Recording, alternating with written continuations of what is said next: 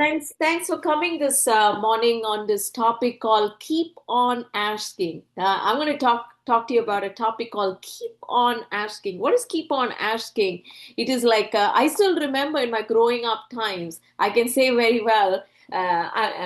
Graciously, I should say I come from a Christian family, so I've seen my dad as a kneeling father, always kneeling Christian. He's a kneeling Christian.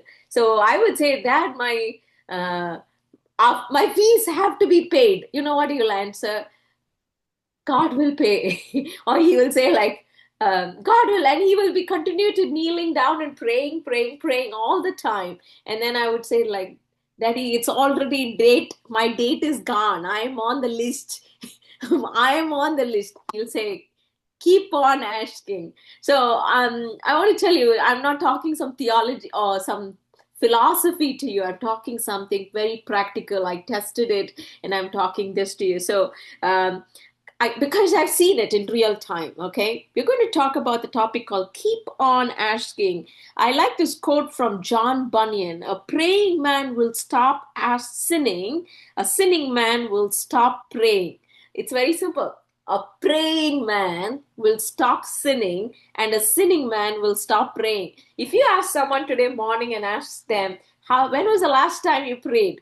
Then they say, Chris, for a year, or I don't go to church these days. Oh, yeah, now you understand where you are now. A praying man will stop sinning, a sinning man will stop praying. That's John Bunyan. It's not me. John Bunyan, you should read more on him. By the way, I want to tell you the context. We are meditating on the series, on the Sermon on the Mount series. It's a very foundational, Jesus gives the disciples so that they build on the foundational and the hygiene for someone to walk and grow in the Christian life. Okay, that's what it means. Now, if you read that, we happen to read Matthew chapter 7 and verse 7 to 11. Just in the interest of time, do you want to read verse 7 and 7? You should memorize this, I should say. So, when it's 7 7, one of my favorite texts, keep on asking. Okay, go on. Ask and it will be given to you. Seek and you will find. Knock and the door will be open to you. Now, if you look at this portion, actually, Jesus has already covered about the teaching on prayer. Look at that. Jesus has already completed the teaching on prayer because if you see that, if you open the Matthew chapter 6 and 7, you see Lord teaches how to pray. He talks about the Lord's Prayer in Matthew chapter 6. Now you suddenly see why did Jesus add another 5 verses here, which is not even in continuity, right? If you were me, like I would ask that question, Jesus, is it that you forgot something? Why you are talking about it? The topic is over. The topic is over. What makes you to talk about those 5 verses here? I want to tell you the connecting line is because if you have seen 5 words, just always, if you want to understand the Bible, always read the the 2 verses before or the chapter before, and then the following verses as well. You'll understand the contextual interpretation. Sadly, today many people interpret the Bible according to their whims and fancies, and they call themselves Christians. Sorry. And anyway, that's an indicator of end times, right? Now, if you look at that, he's talking about judging there, and it's very difficult, right? When you say how you should not give dogs what is holy and do not throw your pearls before pigs, he's talking about how to discern. He's talking about spiritual discernment then. And then he's asking, who should you go to? You should go to a good father to get your spiritual discernment. And that's what he's talking about. And therefore, this topic on keep on asking, it starts with the spiritual asking rather than the bodily asking. And we use today, if you go to Model or any of those stores, the Christian bookstores, they will pick this verse: ask, seek, knock. But it's more not just asking, Lord, give me a Tesla car, give me just a master's program, give me like another, this week, another $5,000 in my bank. It's not about that. It's about the context Jesus want to say. I'm talking about the wisdom and the spiritual asking to a good father. Anyway, that's just an introduction I want to give you. Please have that look. I'm not talking about the sermon yet. Now, I also want you to understand why Sermon on the Mount is not for everyone. It is for the disciple. Sometimes I know you want to say for example, I know some people come and ask me, or your own children can come and ask you this question. My neighbor is doing that. My friend in class is doing it. My friend in class is using F words so liberally, generously. Why I cannot use it? My friend is doing all these kind of things, underhanded stuff. Why not me? Now, I want to say that your friend is not a disciple.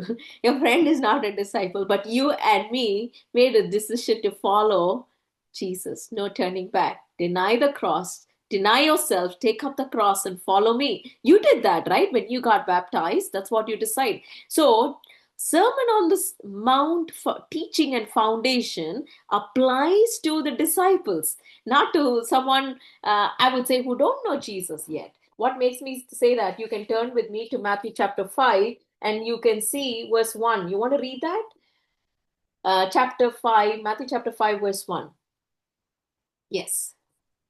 Now, when Jesus saw the crowds, he went up on a mountainside and sat down. His disciples came to him. Who came to him? Disciples came to him. So it's not for everyone. It's not just for the crowd. It is, you have to understand, it is to the disciples he was talking about.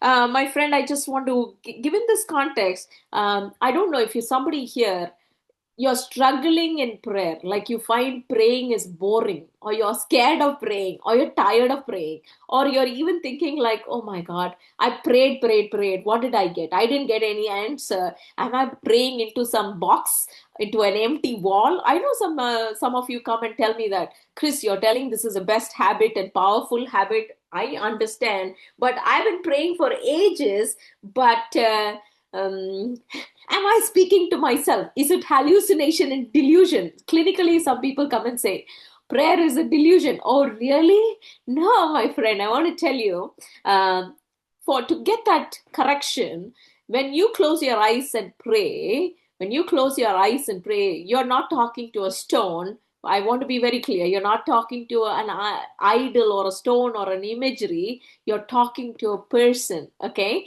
Now, many of you, when you close your eyes, let's do this exercise. I don't know, everyone, there are like 25 plus people in this room. If you think like that, when you close your eyes, what image you have? For example, if you close your eyes and think of your mom, you will know how your mom looks, how your mom, she talks, her imagery, her, sometimes if your mom is a very stern mom, you'll remember an angry face, right? If your mom is a very sweet person who understands, you will be like smiling face, right? But likewise, when you close your eyes, what picture of God do you have?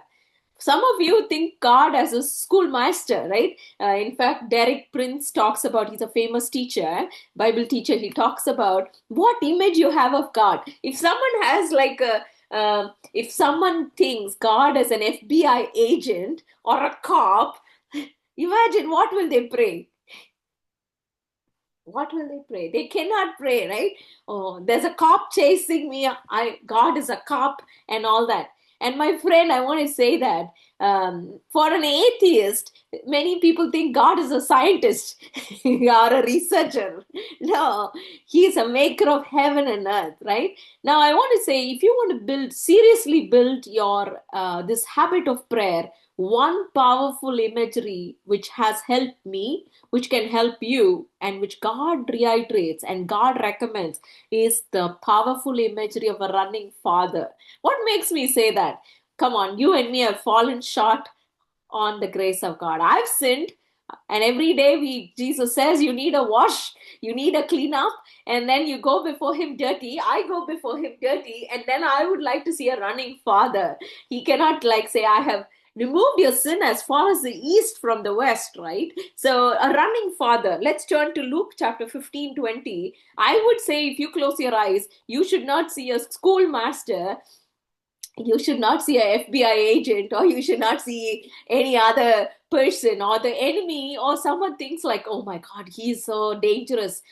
He's a man coming after me. There's hell waiting for me. No, no, hell is for the fallen angels, not for disciples, unless a disciple choose like Judas to fall away. But I want to tell you, my friend, he's a running father. Do you want to read Luke chapter 15, verse 20? 15, So 20. So he got up and went to his father. But while he was still a long way off, his father saw him and was filled with compassion for him. He ran to his son, threw his arms around him, and kissed him. There are five actions. There are called five verbs. And if I'm going to teach a little grammar, it's called doing word. Verb is a doing word. It's not like sleeping word. It's a doing word. Now, if you see that Jesus, I mean the running father. This is prodigal son parable. If you see that the father saw him, the father had compassion. The father was running. Actually, it's not marathon. It's a sprint. It's like father was running towards the son. The son was static. The son didn't really, the son was walking. The father was running. It's not the same. Father was running. Then what did you see? He threw his arms. Remember, I said hugs. He was embracing. He was embracing him. Oh, you're dirty, you're stenchy because of the pigs you were sleeping every day with. He was still hugging him. And then he kissed him. I don't know how much he licked over his face, but he kissed him all over. And he was literally kissed him. And you know what? This guy had a script to go and tell his father, Father, if you can't even accept me as your son, please take me as a hired hand. In the real action plan, that script he did not use it because he goes and says there was never had a chance for him to say the word, make me as one of your hired hand. You can read that parable. I want to tell you, my friend, we have a running father. So the first thing I want to talk to you about is your imagery is matters. Why some of them don't even have a good prayer. Try this. When you close your eyes, who are you thinking about? What are you thinking about? Think about that. Okay, then some of you also have a difficulty if that kind of picture of God. It's also the best way to start is a picture of Jesus. What do you know about picture of Jesus? The more you want to understand God, godliness or godhood or person of the Trinity, the second person of the Trinity, God got exemplified or revealed through Jesus, right? So if somebody wants to practice this habit, I wouldn't say go to Prime Minister Mark Carney. I wouldn't say go to President Trump. I would say go to Jesus. He is the author and finisher and model of a prayer or the habit of prayer. He did it, right? Let me show you some scriptures on that. Luke chapter 5:16. We're going to run faster. Luke chapter 5:16, Mark chapter 135. You want to read that, Savani? That's a powerful text. Luke 5:16. But Jesus often withdrew to lonely places and prayed. Now, Jesus has his lifestyle is like he would withdraw. Today, people don't like to withdraw. They are crowd chasers. How many YouTube followers I have, crowd chasers. Jesus will say, I don't need that. I have to withdraw. No, no, no, too much crowd. I have to go away from the crowd. Jesus, you have to be popular. In fact, his own brother said, you should go to Jerusalem now. You'll become more popular. You'll become more, and you should go through celebrate the Passover. And he said, my time has not yet come. That's what Jesus says in John's Gospel. My friend, I want to tell you, he withdraw to desolate places. If you read the word desolate places means lonely places. Are you someone with always, you're a social bird? Oh, I want lot of people around me. Are you like on social media hot button? I've seen people on devices all the time. If somebody asks, they like punch answers like this and that. They are fast. Jesus would say like, stop, withdraw, go to desolate places. That means not with your device. He's saying lonely place, just you and me. Prayer is all about just you and me. No distraction. It may be like a desert. Sometimes he takes you to desert because so that you don't get distracted. Sometimes it can be a very not minus 25 outside, but then sometimes he would take you there as well. You never know where he could do that. Sometimes it can be a snowstorm. Sometimes it could be a death, depression, darkness in your family. But that kind of situation, he still wants to be, I want you to talk to me. Okay. And third, Mark 135, he says, and rising very early in the morning, while it was still dark, he departed and went out to a desolate place and he prayed. Now, my friend, I want to tell you that Today, this concept is like gone. The concept is like rising very early. They ask you whether you're a night owl, and everybody wants to sleep at 12 or 1 o'clock. But if you ask Jesus, Jesus says, no, no, rise very early. I'm not saying don't throw stones at me. I'm just saying Jesus said that. Jesus had a model, rise early, very early. I don't know why Mark added that very early. I don't know how much. Most of the Bible teachers, they always are early risers. I don't know if you don't any all of you in this room, my friend. I just want to say, if you're getting up at 9 o'clock, 8 o'clock, 10 o'clock, oh, Chris, I've been studying all through the night. Yes, wonderful. But rising early, that's what Jesus says. If you really want this habit, if you want this, try rising early. And you know what? Early in my Christian walk, I said, Lord Jesus, I can do that. I can try early. But the next word is very capturing. You know what's the next word? When it is still dark. Then I started looking when was the sunrise every day, when it is still dark. Look at the catch. When it is still dark, when nobody disturbs you, no one, pin drop silence. It's just you and Jesus. He departed and went out to a desolate place. Fifth action there is prayed. My friend, I want to tell you, even Hebrews chapter 5, verse 7, I like that. He talks about, this is the Hebrew writer. We don't know who the Hebrew writer is, but it says, in the days of his earthly life, look at the citation there. In the days of his earthly life, Jesus offered up both specific petitions and urgent supplications which he needed with fervent crying and tears. Sometimes, I don't know whether you've seen, sometimes when you kneel down, you don't have to speak. As Sivani was saying, only tears will roll. That's Jesus' model, nothing wrong. That's not Jesus' model. Hebrews chapter 5, verse 7, because of his reverent submission towards God and his unfailing determination to do the Father's will. By the way, I read it from the Amplified. ESV is also very good. You can read that.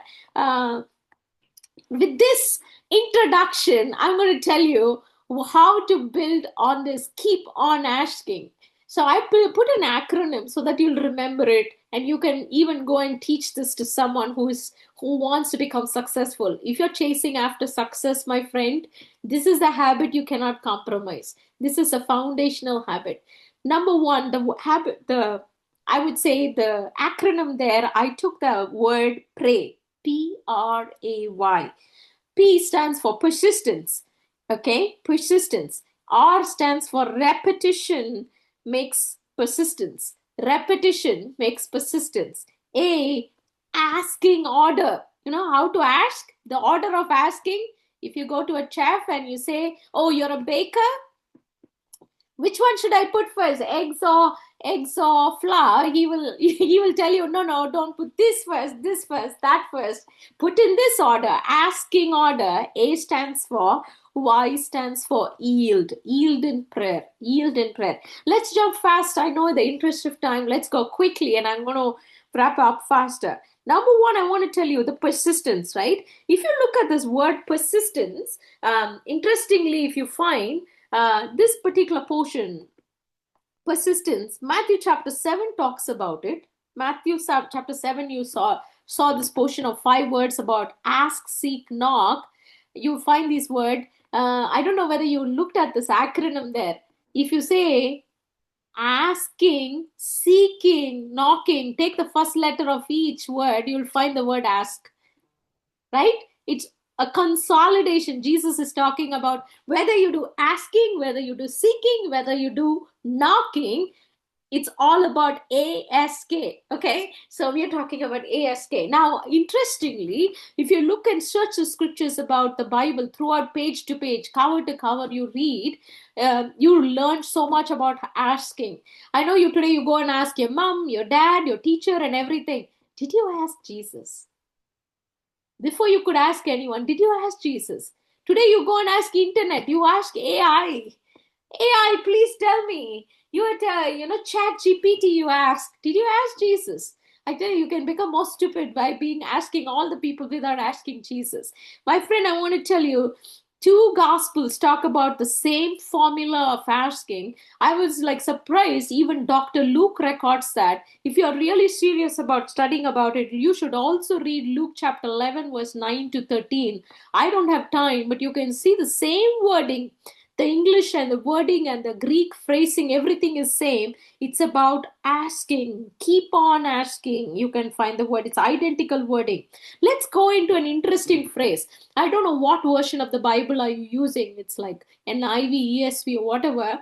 But I want you to understand, if you study Greek, you'll find it is a continuous present tense. It is not like this, where it says in Matthew chapter 7, if you read that, it says, ask and it will be given to you. Seek and you will find. Knock and it will be open to you. But if you study Greek, you'll find keep on asking, keep on seeking, keep on knocking. That means I knock, knock, knock, knock, knock. Seek, seek, seek, seek, like knock continuously. That means it means that. You get what I'm saying? It means continuous, and it means that it's persistent. In fact, you can read that Jesus gives a beautiful analogy of a neighbor going and knocking, a friend going and waking up a neighbor, and then there is a door there. They keep on knocking. So Jesus is giving an example, and then he's giving a command to understand that for some reason people have got lost with this whole concept of asking. It's very simple. He's saying keep on asking, keep on seeking. It's a present continuous tense. That's what you have to keep on mind. I like the word where Paul, I think, and even in John Gospel, he talks about abide in me, right? Abide in me, John chapter 15, verse 1. In fact, it will say, abide in me. That means abiding, remaining, staying, it's being with him. So it's like sometimes I pray for something, I don't get it. Okay, I'm not, Jesus, bye bye. Tomorrow I'm not coming to you. And then you say, like, okay, I'm praying, and then I don't get it. Then bye bye, Jesus. No. You know how many times Elijah prayed? How many times Jesus himself prayed? So Jesus himself got a no answer. I'm coming to it. But I want to tell you, Matthew chapter 21, verse 22 says, whatever you ask in prayer, you will receive if you have faith. So faith is the engine, but you cannot miss the element. Even Paul talks about it as like a command. He says, pray without ceasing, right? Pray without ceasing. It means like stop, don't stop. Pray without stopping, non-stop, non-stop. Then you say like, well, wouldn't Jesus get tired? No, no, he's not going to get tired with you. He's not going to push you off. He's not going to be that neighbor who said, don't come to me. He's not going to say, no, no, yesterday you did crap. Today you're coming with a clean shirt. Get lost. He's not going to say that. He's saying, keep on asking, my friend. And if that is so, let me explain that parable to you. You want to read this, Savani, Luke chapter 11, verses 5 to 8. Luke chapter 11, verses 5 to 8. Let's do quickly. Luke chapter 11, verse 5 to 8. Then Jesus said to them, suppose you have a friend, and you go to him at midnight and say, friend, lend me 3 loaves of bread. A friend of mine on a journey has come to me, and I have no food to offer him. And suppose the one inside answers, don't bother me, the door is already locked, and my children and I are in bed. I can't get up and give you anything. I tell you, even though he will not get up and give you the bread because of friendship, yet because of your shameless audacity, he will surely get up and give you as much as you need. Can you get that? There you find 2 characters. Let me talk about the first character. The first character is really bold. When you say impudent, it's like bold. I want to tell you, my friend, you need boldness this morning whenever you go to Jesus. And the confidence. I like when Romans, Hebrews, it says, let us approach the throne of grace with confidence so that we receive mercy and find grace to help us in our time of need. So with confidence, you're going. I'm going to the King. I'm going to my Father, and my Father will do nothing wrong. There are some people who don't even knock the door. They will, oh, can I knock? If I ask Jesus, what will Jesus think of me? Oh my God, you're talking to an omniscient God who knows how many hairs for going to fall in your head today. When you're going to become, when your hair is like going to grow, He knows. He knows how many times you're going to use the restroom. Everything He knows. And he's not just God of the micro, he's God of the macro. He calls the stars by name and he knows the name of the stars, right? So need not be hesitant, reluctant. And this neighbor, this friend, what he does, he goes at odd time, not at come at so recently somebody invited me for a tea party or something, and I was like, Chris, you should come only between 3 and 3:30. Okay, so I can't knock the door in Canada to somebody's house at 3 after 3:30. 3:35 I cannot. But this father, you can do 12 o'clock midnight. Why did Dr. Luke write midnight? You know what is midnight? 12 o'clock. 12 o'clock you can still say, Father, I want food, 3 loaves. 3 loaves. You get what I'm saying? This what he's like, no shame. You get what I'm saying? It's boldness, no shame. That's the way he approaches. And he says, only give me 3 loaves. He did not say, give me a million. He didn't ask like, give me some just $10,000 now. He didn't ask all that. He's talking about what is bare minimum. He's talking about 3 loaves, and he didn't ask for himself. You know what? Who did he ask for? Come on, who did he ask for? Answer. Who did he ask for? Somebody wants to say? Srini or anyone? Who did he ask for? 3 loaves for who? He asked for a friend of his. Yeah, it's not like my children, I'm going, without food, but he says, my friend has come from a journey. So that's the kind of prayer. My friend, I don't know what you're praying every day for. Jesus, I want, it's like sometimes people give Jesus a shopping list. Jesus, a Christmas list, like a Santa list. Oh, really? Jesus is not that kind of ATM machine. Jesus is saying, he's comparing to a persistent prayer. He's saying, this man, he's very persistent. He knocks at the door and he says, ask, seek, and keep on asking. He does. And he says, this guy doesn't have any shame, even to wake up. And in fact, the other guy, I want to talk about the other guy. You know what the other guy said? He's a grouchy neighbor, actually. He's saying, all my children are already on bed. You should be some decency you should have. You've come at 12 o'clock in the midnight and you're asking me to get up. You should go away. Seriously, please don't come. Don't come now. He could say, my children are sleeping. Don't knock anymore. I want to tell you, those days, there's no decent calling bells or like a camera that he can talk through a voice machine. Nothing like that, which you see sophisticated uh, in North America. Not like that. In Middle East those days, that guy must have been banging. Hey, my children, my just 16-month-old baby is sleeping. You're telling right now you want 3 loaves. I have to catch up and go. They don't have refrigerators. Think about all the factors and elements. Now this guy says, they're already sleeping, I'm sleeping, I gotta go for work at 3 in the morning, and you're telling me to wake up now? And that too, the food is not for you, some anonymous friend you're saying who's come to your house. No, no, no, please, please, I want. He goes on and on. And that's a grouchy neighbor. I want to tell you, sometimes you will see like no answers, derailers, denials, discouragers. But what are you going to do about it? In fact, I want to give you a thing part. In Middle East, if any person, he just got up and did, because in Middle East, in anyone whose hospitality is very big. I don't see that kind of hospitality in North America. In Asia and Middle East, they're known for hospitality. If someone comes to your house, whatever time, I've seen my parents doing it. Whatever they come, they would say, do you want food? Do you want to have lunch with us? And if they come late in the night, do you want to stay overnight? And I tell you, that's the Abrahamic. If you remember the visitors, the 3 visitors who were passing through with Abraham, angels came to his house, right? So you never know who comes to your house. So Middle Eastern hospitality is very high. So this man knew, okay, at least let me get up and go and give this 3 loaves. If I don't do it, probably all my reputation in this community will be gone. I will be known as a bad visitor or bad host, right? Think about it. I want to tell you, despite all this, he approached it persistent, and boldness is all about we're talking. Persistence is the key. So don't give up, my friend. If you're praying for something and you stop praying, no, pick it up.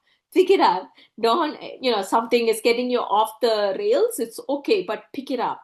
He says, continue asking, seeking, and knocking. Okay, let's go to the second letter, R. I want to encourage you. Sometimes persistence is very hard, right? People have that difficulty in persisting, and I realize that someone in this room needs that. One is the repetition makes persistence. There is a saying, consistency overtakes intensity. Sometimes people think, let me explain that. What is consistency overtakes intensity?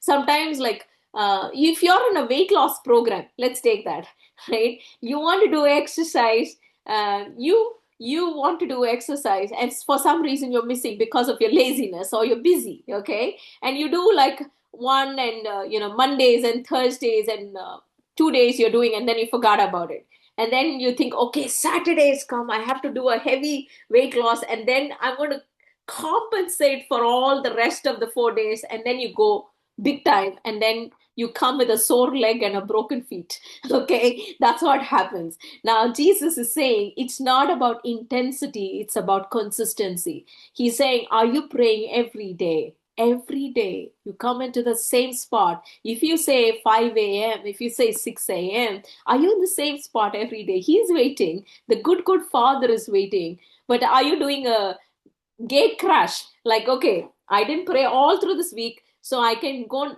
I'm going to do a detox on a Saturday and then I'm going to do that. No, my friend, Jesus is not like a weight loss program or something like that. Jesus wants consistency. Now, let me help you some of the things, which I call it the 4 ways you can do repetition makes persistence. What is repetition makes persistence? Number one, it could be praying the same prayer. Read with me, Sivani, Matthew chapter 26, verse 39. This is a very important prayer. In fact, this prayer, Jesus does it almost 3 times. Almost 3 times. And Matthew chapter 26, verse 39. You want to read that? And the wordings remain the same. Okay, you go on, please. Matthew chapter 26, verse 39. Yeah. Okay.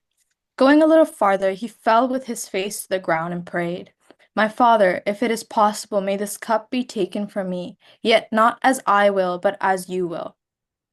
Verse 42, second time. You want to read that? He went away a second time and prayed, My Father, if it is not possible for this cup to be taken away unless I drink it, may your will be done. Verse 44. So he left them and went away once more and prayed, the third time, saying the same thing. Saying the same thing first time. Why did I want to ask you, why did this tax collector or Matthew the Levi, look at that, he records first time, second time, third time? Why? He's saying repeating. In fact, Jesus is not doing some innovative creativity on the Gethsemane when he's going to do. He's repeating the same words, and he's saying, prayed for the third time, saying the same words again. It's okay. If you're repeating the same words again, I don't know what else to pray, Chris. I've been tired saying the same words. Have you seen that some children, when they want something for a treat, they would just say the same thing again, like a broken tape recorder? Have you seen that? They can go like a broken record. They can go, on and on with the say, I want this, I want this. I'm not saying you have to become rebellious, but I'm saying there is another parable I remember teaching about the persistent widow. It will come in Luke chapter 18. You should know how to ask as well. In that, maybe I can share that video. You can listen to it. I mean, it's like how you ask is well. You can see the first time, second time, third time. Jesus goes and asks, okay, did Jesus get the answer? Did Jesus get the answer?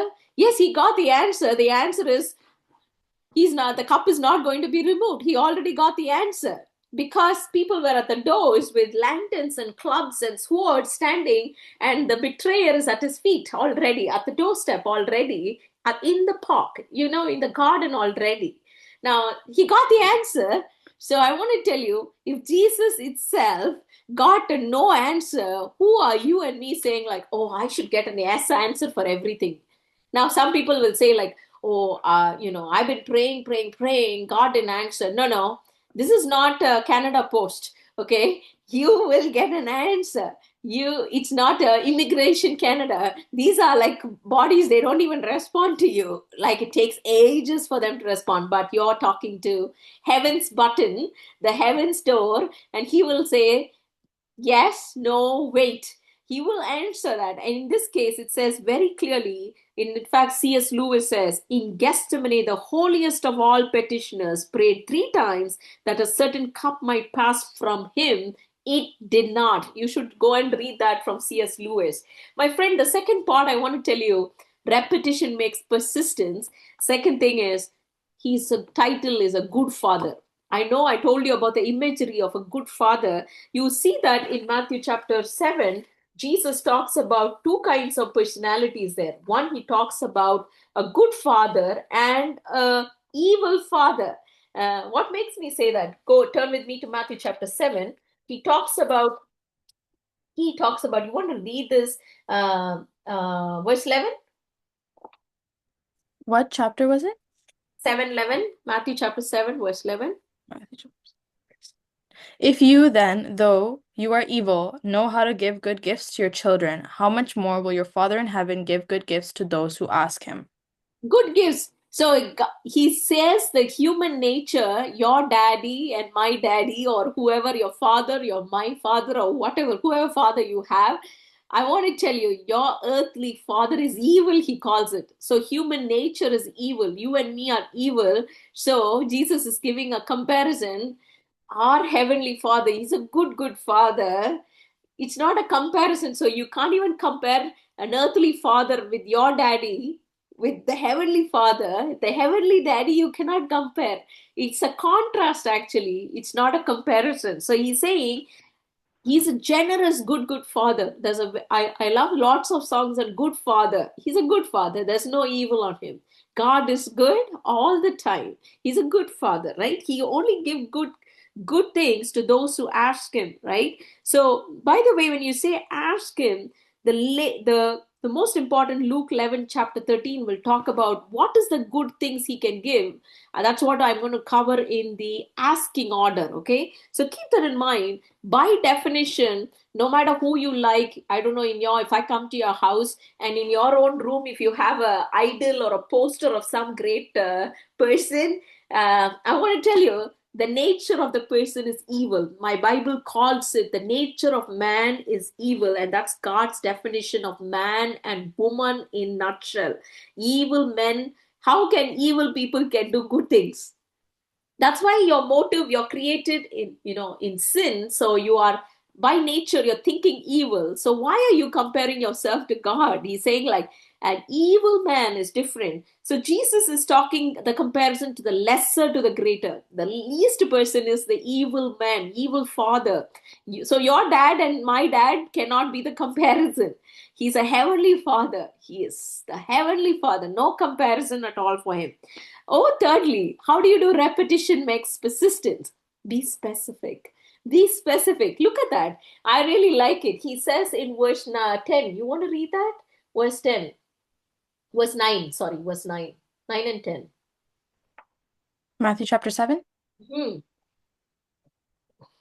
Which of you, if your son asks for bread, will give him a stone? Or if he asks for fish, will give him a snake?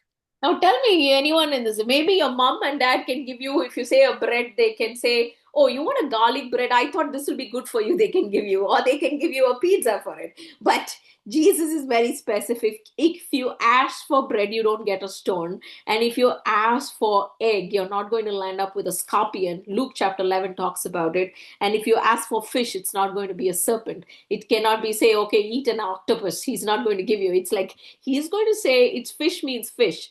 That's being specific. Are you specific in your prayer? Think about it. There are many times I ask people to pray. 1 minute they will pray for the whole world. Lord, I pray for Asia, Europe, America. bless this land, everyone should know Jesus. That's it, over. Really? That's the kind of prayer people are doing today. Some kind of blanket statements. Now, my friend, Jesus wants a very specific prayer. If you ask him, but if you talk to this man called Bartimaeus, Mark chapter 10, verse 51, he said, Jesus said to him, what do you want me to do for you? This is a question Jesus asks you every morning. What do you want me to do for you? Jesus, bless this day. Oh, really? No, that's a blanket thing. Jesus, bless this. Jesus, do this. No, no. Be specific. What do you want? I want this person to give me this answer. I've been praying for this. I want this person I want healing for this person. Or it could be that. And the blind man said to him, Rabbi, let me recover my sight. He talks about his eyes and he got it. He got it. Mark chapter 10, verse 51, you'll find that. And finally, I want to tell you, repetition makes persistence. One of the fourth thing you have to have, the usage of the word in Jesus' name. I've seen many people recently also, I kind of gave my feedback. Someone was saying the usage of the word in Jesus' name, whenever you pray, you should wrap it up in Jesus' name. Because otherwise, when you send a request, only it will reach heaven's door. It will be opened if it has the binding sign or the legal sign of in Jesus. If it doesn't have in Jesus' name, nobody is going to open your request. Do you want it? No. So better write in Jesus' name. 3 times he teaches about in John's gospel. I don't have time, but you can go and read it later. John chapter 14, verse 13 to 14. Verse 13 says, whatever you ask in my name, this I will do, that the Father may be glorified in the Son. Look at that, verse 14, second time. If you ask me anything in my name, I will do it. Okay, third time, John 15, verse 7, you can read that. And one more time in 4th John 16, 24, he tells the disciple, until now you have asked nothing in my name. If you're a Catholic, or if you're someone, a Jehovah Witness, or if you're an Islam person or some other faith, I just want to encourage you. Praying in the name of Jesus is so powerful. And if you're a disciple, better say, in the name of Jesus, I ask. Otherwise, your request is not going to be opened at heaven's door, or it will not even be taken inside the gates, right? Keep that in mind. Okay, we are going into the third letter, which I would say, I'm keeping in mind time, but we will wrap up fast. A stands for asking order, right? If you're going to go and place an order in a restaurant, right? What do you say? Get me a dessert first. Do you ask that? What would you ask that first? You would say, get me a starter, right? There's a way you ask. Let me start with the starter, main course, and then you go. There is an order for your food itself. Then how much more for the praying order should be? Jesus taught this in the Lord's Prayer very, very clearly. But I'm going to reiterate, number one, what is that he's talking about? The first thing you have to ask for in your daily prayer life or in your daily habit, he says, ask for good things. How much more the Father will give you the Holy Spirit he's talking about. Luke chapter 11, verse 13. You want to read that, Siveni? Luke chapter 11, verse 13.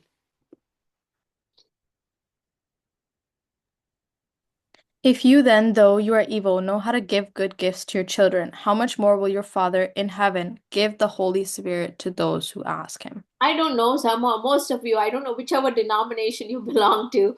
This person of the Trinity is not something who comes into your heart silently and sits. No, he actively works. Once Jesus left, ascended into heaven, he said, you will receive power when the Holy Spirit comes on you. I know he's in you, but he wants to come on you. That means Acts chapter 2 experience is a must for anyone and everyone who wants to be a disciple for Jesus. Across the pages, whether Peter and Paul went, they said, have you received the Holy Spirit? They asked. Why didn't they say, did you accept the Holy Spirit? They did not say that. Have you received the Holy Spirit? You can receive it in full shape and form. Have you received the Holy Spirit? In fact, we can talk another day on how to receive the Holy Spirit. But if you don't have this helper, this advocate, the paraclete who can come alongside, who can be with you in your boardroom, who can be with you in your school, who can be with you in your in your car. He can be with you everywhere. And if you don't have him, you don't have the sixth sense, I would say. Sometimes everybody have five sense. You want to be different from others, then you need the Holy Spirit who makes it. How much more he gives the Holy Spirit to those who ask him. By the way, why do some people don't receive the Holy Spirit? Simple answer. Why everybody is not anointed? Answer is simple. You didn't ask for it. If you don't ask for it, how will you receive it? So don't ever think, oh, this guy is anointed, that guy is not anointed. I would say you're not anointed because you didn't ask for it.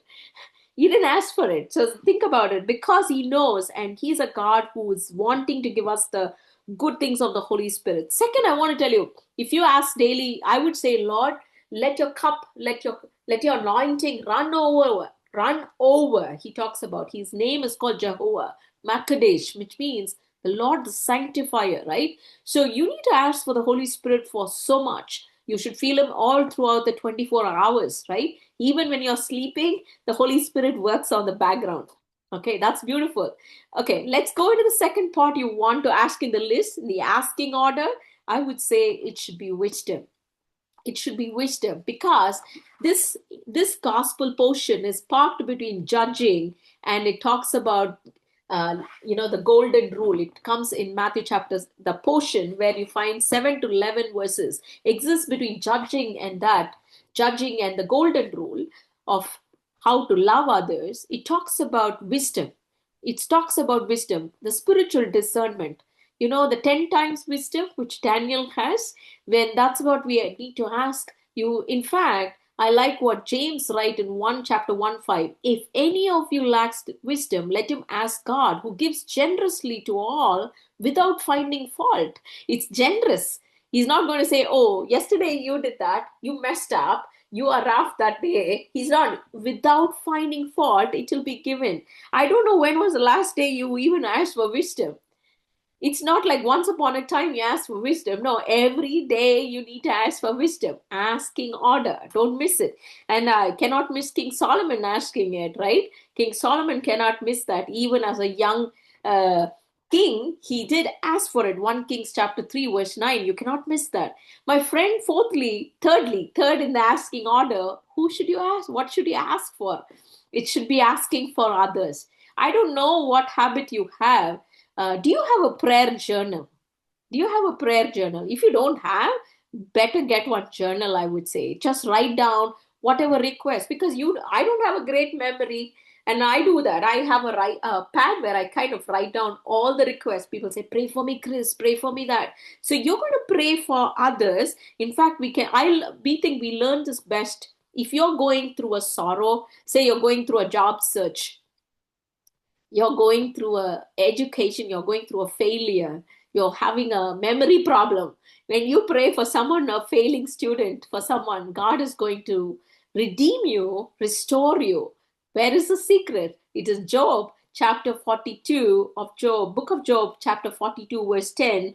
And the Lord restored the fortunes of Job, put a big circle, when he had prayed for his friends. So if you're not praying for your friend who's an unbeliever, who don't know Jesus yet, and you say, oh, why should I care about him? Oh, really?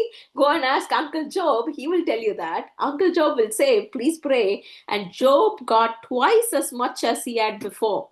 Twice as much as he had before. If you're going through a hard time, anything, health, wealth, or wellness, or reputation, or some kind of thing, some mess is happening in your life, I want you to say, pick out those people. I remember sometime back a lady who was childless for many years. And I said, make a list of all the people whom you know who are praying for children.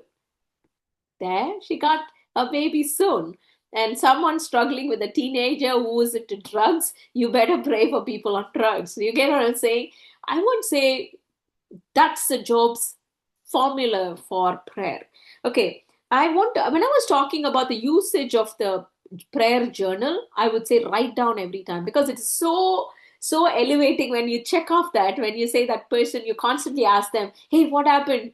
Did that person repent? Did that person become well? Did the cancer got healed? What did the doctor say? And all that. So you can go and write. What you measure, you cannot manage. So your prayer journal is very important. If you're not doing it, my friend, I would encourage you to. And by the way, I would do also this. If you know that somebody is celebrating their birthday, you better pray for them that day. That way, you can have 365 days, you're praying for somebody who is going through a special time and moment, right? So that's the way you can think. And I think recently I learned this as well. If you can do that, that is powerful, which I call it praying immediately. Sometimes we tell people, okay, sister, we'll go and pray for you. But you forget about it, right? I remember one lady, we just got in the car and she said, Chris, come in and all that. And I said, oh, we need this prayer for this person who's going through. And immediately she stopped the car.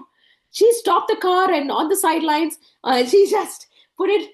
And he said, I'm going to pray now. Oh, really? Okay, then I thought, that's a good one, right? I don't want to forget, Chris, you said we should pray. And then she parked a car and she did that. So that's a one way of doing it, that is praying in the spirit. When you're walking, I also see this practice is very good. When you're walking on the road, when you're standing still for your bus to come or your car to go, and you're just standing still, sometimes praying in the spirit. Your spirit should pray, Lord, I don't know what's happening in these houses around me. I don't know who is inside. Someone is going through depression, death, disease. We speak this house number 57, bring redemption. Car number blue going, we pray redemption. The lady sitting, you get what I'm saying? That's the prayer, praying in the spirit, where you pray powerfully. Try all this. I've done it and I've found it very, very powerful. You cannot miss it. Okay. Finally comes the last or the fourth in the asking order, comes yourself or the physical things. Give us today our daily bread. That's what Jesus says. In fact, watch out the word. He says, give us today. He's not talking about my next 5 years, I should be like Elon Musk. No, he's saying, give us today. Give us today. He's talking only about 24 hours coverage. That means tomorrow you're going to wake up and say, give us today our daily bread. Jesus.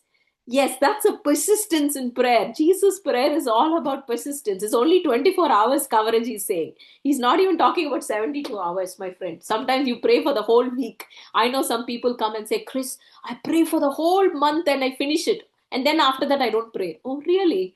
Jesus didn't teach that. Jesus said 24 hours. Give us today our daily bread. And he didn't say, give me a good barbecue. He didn't say. He said, give me bread. Give us today our daily bread. He's talking about the needs. I know you may have a lot of want. Sometimes even I had wants. I want to be very open, but then you can see, then you always ask, is it a need or is it a want? Do I need this? Do I need this? No, it's not that it's not an oxygen. You cannot be without it. Then you think it's a need. Then it's a need. Think about it, my friend. Give us today our daily bread. Finally, why? Y stands for yield. The word yield means surrender. You surrender in prayer, right? You surrender in prayer. It's like the yield sign in Canada. When you're driving, you'll know the yield sign. You have to be very careful when you're doing the yield sign. It's you're yielding to God's will, God's word, God's glory, and God's timing. God's will, God's word, God's glory, and God's timing. Let me give you 4 things on that.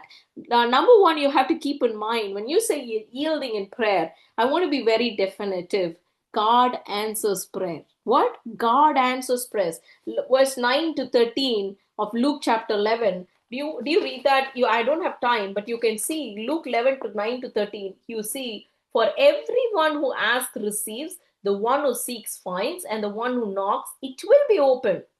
It will be open. So it means it will happen. It is definitive. He's talking about a definitive condition, right? But you also see that God does answers. You know why God answers? Devil is watching. If you're not getting the answer, he's going to laugh at it. Oh, these people are praying, God didn't answer them. Really? It's a shame, right? It's for God's glory, he will answer for his children because his name is at stake. If you're a Christian, my friend, you are bought with a price. And if God doesn't answer your prayer, his name is under question. His name is under stake. Think about it. And thirdly, I want to talk to you about this. God does answers and 3 ways. I remember teaching you this, but I want to reiterate this. He always answers. There's an answer. It could be red, amber, green. What makes me say red, amber, green? If it is a red, Gethsemane prayer. Gethsemane prayer, it's a red answer. Jesus said, it is a no answer. Jesus said, this cup will not be taken, right? 3 times he asked, didn't happen. Okay, what is an amber kind of prayer? What is an amber kind of prayer? There was a couple, right? You remember, if you open the book of the Luke, you will find this couple, a very old couple, Zechariah and Elizabeth.